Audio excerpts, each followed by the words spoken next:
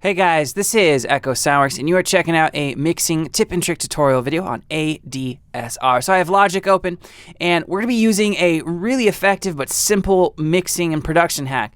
We're going to let pink noise help us to decide the volume on our fader, the level of the volume, of each individual track. So it gives us a great starting point, and it'll allow you to do it in about a minute or less. It's incredibly efficient, and it's not going to mix your whole track for you. You obviously still need to do compression, EQ, reverb, all that sort of stuff, but this is a great starting point. So if you kind of have a rough mix and you're like, I don't know if my kick's right or if my snare's too loud, bass is too quiet, this is a great way to kind of get yourself into the arena of, okay, I have the levels set right, now let's actually mix it and get it sounding great. So all you have to use is pink noise. Works in every DAW, works in any genre.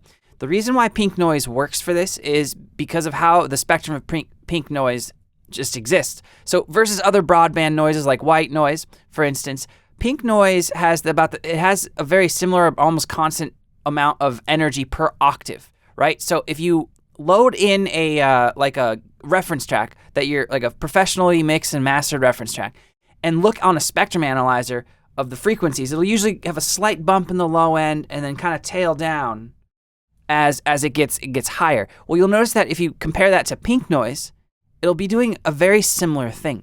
So that's why it works. It also is kind of conducive to human hearing. So what we're going to be doing in this video is I'm going to be mixing something that I've purposely screwed up the mix on because it was a finished demo for a sound set. So I've already changed the volumes, right? Kind of working like if I had been sent stems or if I just wrote and arranged and I haven't actually mixed yet. So a couple cautions or kind of things to be aware of. If we look into Logic now, you'll notice that everything's color-coded, and that's for a reason. So the red tracks are my bass tracks. Now, these three bass tracks that you see, these are actually making up the bass sound as a whole. So I've color-coded them so I know when I'm trying to establish their volume on the faders over the pink noise, I'm moving all three of those at the same time, because if I move one over the other, it's not going to have the same sound, right? That's a layer. So if you have any layers with the chords or leads, you want to make sure that you're moving those together and not one by one, because it's going to screw up how your layer sounds overall.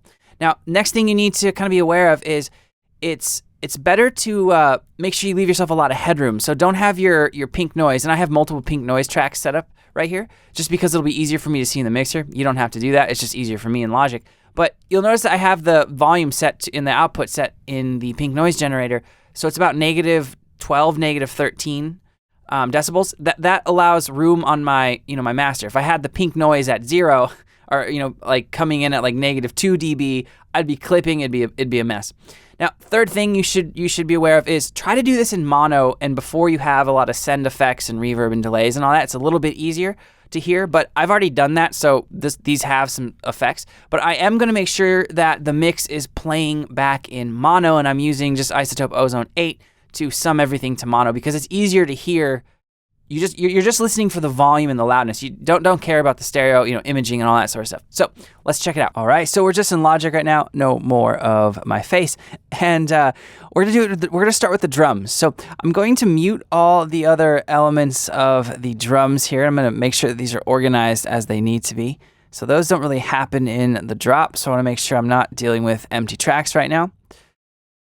All right, so let's get the drum pink noise above those. All right, so these are all occurring here in the drop, which is good.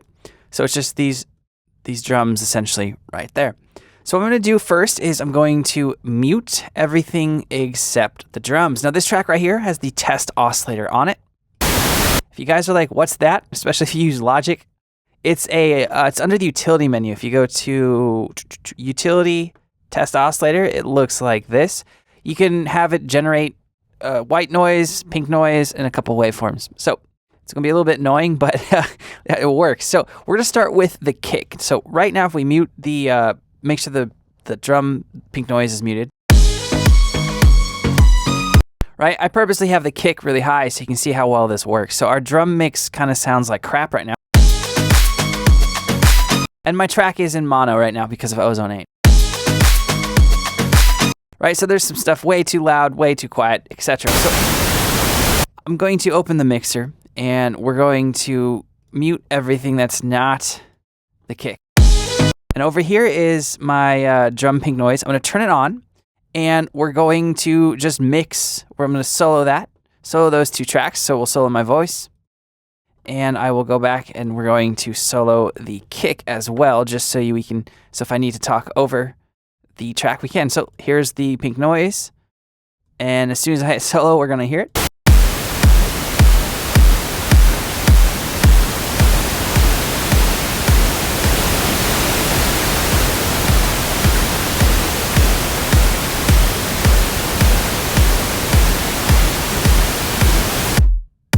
All right, so I turn it down. The way this works is you just want to be able to hear the sound just a little bit over the white noise.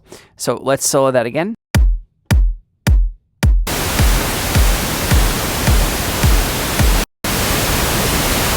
All right, so that sounds pretty good. Let's bring in some of the other tracks. So the second track here looks like it is a top loop here. So let's bring that in.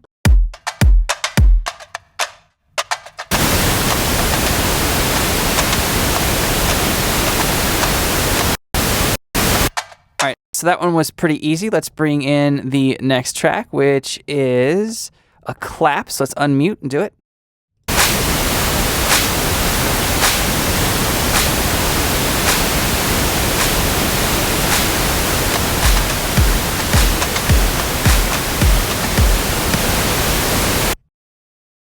All right, and let's do the next track, which appears to be, we got some little Latin snares.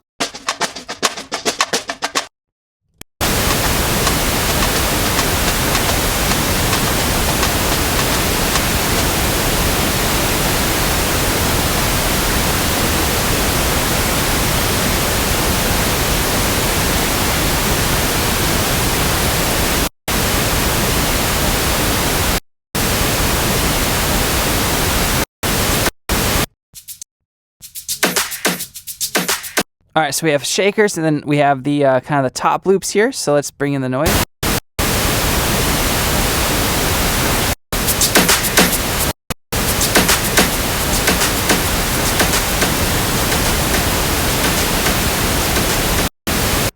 All right, and then finally we have another hats loop.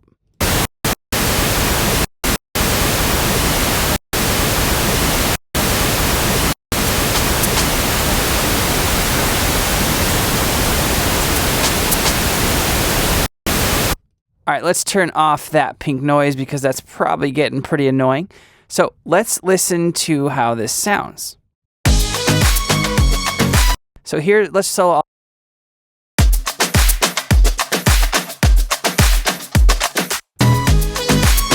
Right, so it's a nice, even kind of a balanced drum. Now the basses will be easier because those are just all a group. So what I'm gonna do, I'm gonna unmute the white noise, or pink noise, sorry, and we're just gonna give it a go.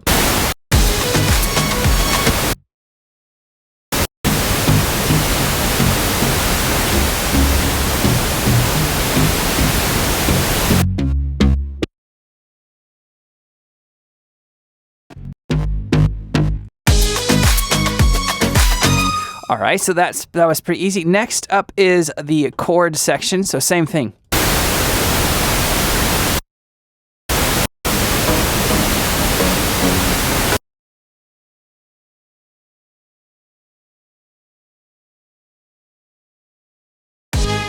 All right, so off camera real quick, I did the leads and finished up the chords.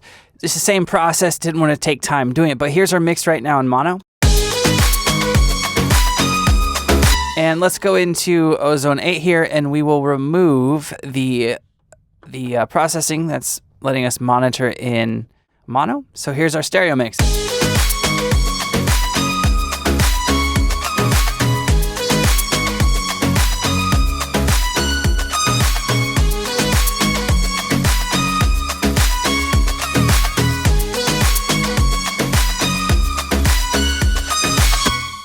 All right, so take like a mental snapshot of this frequency spectrum here.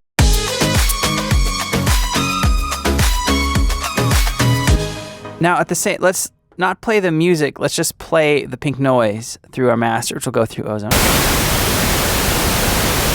Right, so it's very similar. Obviously, ours fluctuates over time because not all instruments are hitting at the exact same time through the entire frequency spectrum. But there it is, guys. Really simple, effective, easy way to set levels in your mix to get yourself going quicker. If you have any questions or comments, let me know below and I'll get back to you as soon as I can.